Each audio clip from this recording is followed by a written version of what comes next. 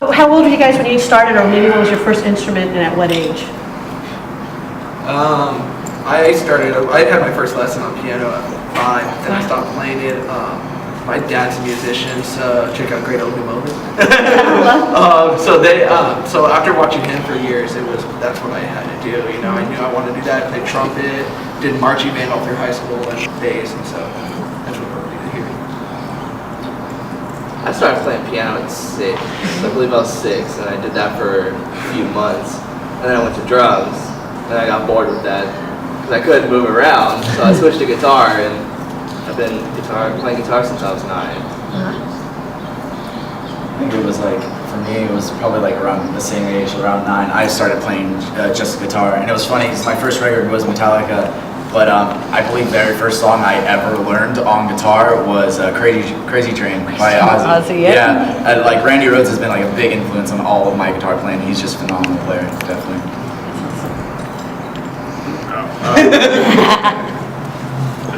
I was 4 years old, and it was at a old church that we went to, and then the drummer saw me banging on the pews with pins, and so after service was over, he was like, "Hey, your kid's gonna be a drummer." So he put me on his lap, and I just started banging away, and so every Sunday he kept teaching me, and so right when I was around 6 or 7, that's when I started playing drums more and more. And then elementary school, I did trumpet, clarinet, and then I got my first drum set when I was 11. And then when I was 12, I joined the church band, and so I'm still doing that. So I've been playing drums since I was 4. Wow, that's amazing. I started back in elementary school, like around 5th grade, and it was in the marching band also. Actually, it was concert band, but then eventually it kind of just like went on to be in the marching band. And I really wanted a guitar when I was young, but my parents never wanted to get me a guitar because they knew that I was going to fall into being bored. Actually, I'm not that much of a bad boy. I had to buy my own guitar. My first guitar was a Hammer. It's called Hammer, I think, or Hamer or something like that. And I bought it for like $400, and I bought it with my own money. Mowing lawns. I was probably like 12 when I started. That is great. So I got my first guitar when I was 13, and that's when it really just kicked off for me. And I just started trying to like mimic like my influences, and then after that, I kind of just like let go of that, and I started just jamming to my like own groove, you know. Did your own way. Yeah. So you guys. Now it's been hard. I'm sure. We're great to see Ryan coming on here now as the drummer. Now, has it been hard to find? I mean, all of you getting together as dedicated musicians as you have been?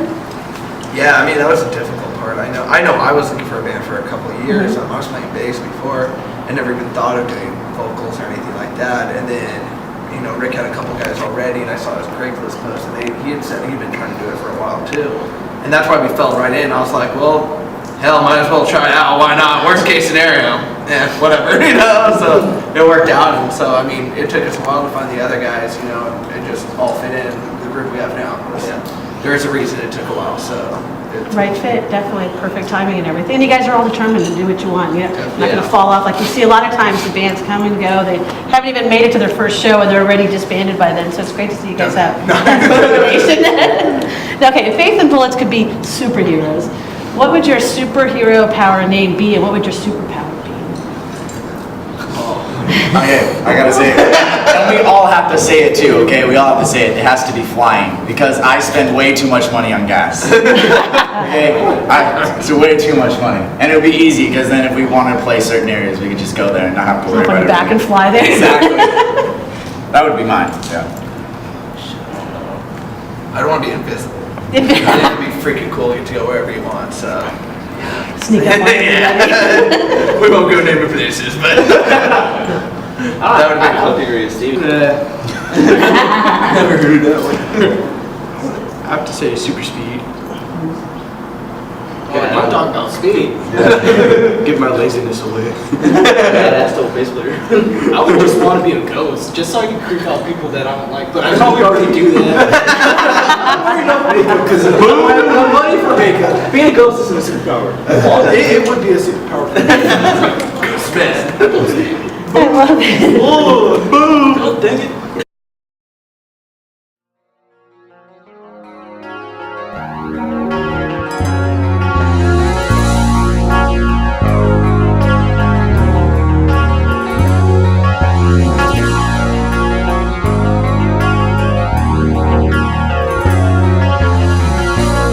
Now, what are you guys currently working on?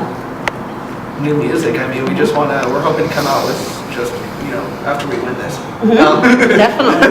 After we win it. We will hopefully, we've heard recording time comes up and stuff, so we definitely we have more material that we've never posted or even recorded, so it'd be cool to finalize those songs and get them up and going and take off from there. I mean, we booked another show April 4th in Antigua, so that's another thing, just booking shows and getting ready to go. We want to do this. Now that we're here, it's time to do it. That's right, your new song is Darker Side of Me. Can you tell us a little bit about that one? That song is about addiction. So, I mean, our heroes, if you think back to the 80s, all of them have dealt with addiction. The Dirt's one of my favorite books. Even the Heroin Diaries, both of them, it's all about addiction.